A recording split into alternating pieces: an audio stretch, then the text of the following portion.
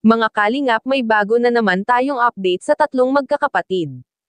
Mamaya panoorin po natin. Bago ang lahat, mapagpalang araw sa inyong lahat mga kalingap. Sa lahat ng nanonood ng Kailangap, maraming salamat po sa suporta nyo. Lalo na po sa mga viewers natin at sa mga sponsor, salamat po sa mga tulong nyo sa tatlong magkakapatid. Suggest lang po kayo kung may nais kayo sabihin o siya naman sa mga gusto magbigay ng tulong sa tatlong magkakapatid. Wag po kayong mag-alala dahil binibigay po namin lahat sa kanila. At kung ano man po ang gusto nyo na ibili o kaya naman kung ano ang pwedeng itulong sa kanila ay ginagawa po namin kahit minsan nakakapagod. Nakakalungkot lang kasi kahit anong gawin natin para lang makipag-usap na sila ng maayos. At mabawasan na ang pagkamahiyain nila, ay parang wala pa rin pagbabago mga kalingap.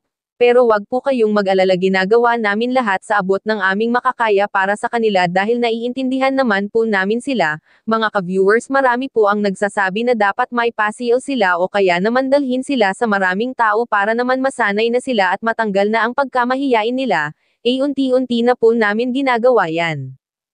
At hindi kami susuko sa pagtulong sa kanila mga kalingap. Ipagdasal po natin mga kalingap sila na sana kahit paunti-unti ay makipag-usap na sila sa amin. Mga kalingap, narito po ang videong kung saan may gusto sa kanilang umampon.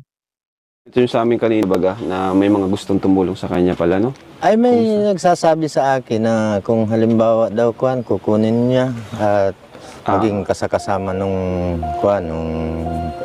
nanay niya at saka pwede daw siyang pag-aralin, pwedeng maglabay yung nanay, magragpasan yung ganyang kuan. Ay sabi ko, huwag na munang pag-aalaman at tumutulong na kayo dito. Sabi ko, meron namang isa na kung kuan daw pag-aaralin ng couples, yung ganun. Sabi ko, huwag na muna at may tumutulong dito sa kuan dito.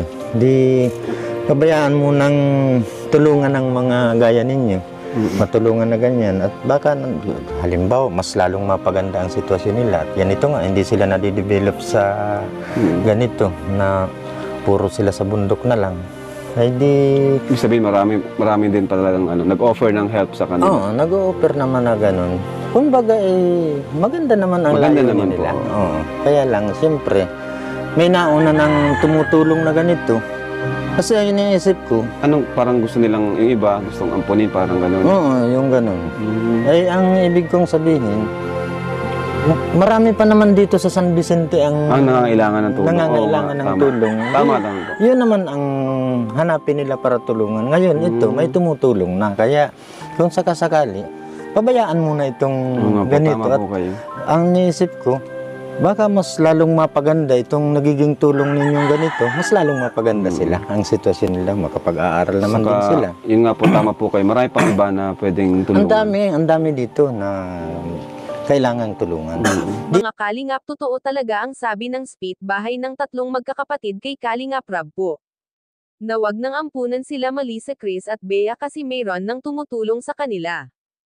At tama po, magiging maganda ang buhay nila kapag sila Kalingap Rab ang tumulong dahil gagawin po ni Kalingap Rab ang lahat para maging maayos ang buhay nila.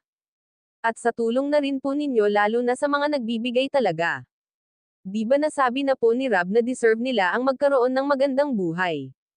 Lalo na sila mismong magkakapatid ay pangarap sang magkaroon ng magandang bahay. Baka sa ganyan paraan mabago ang kanilang pananaw sa buhay lalo na ang babata pa nila mga kalingap. Kaya wag po natin pabayaan sila hanggat kaya po natin natulungan sila, tulungan po natin sila mga kalingap at sana tulungan rin po nila ang mga sarili nila, at kailangan talaga na makapag-aral sila ngayong pasukan. Marami kasi ang may gusto na mag-aral sila dapat para ma-expose sila sa ibang bagay at matuto makipaghalubilo sa marami lalo pa mga babae sila. Mga kalingap, yan lamang po muna, maraming salamat sa inyong panonood.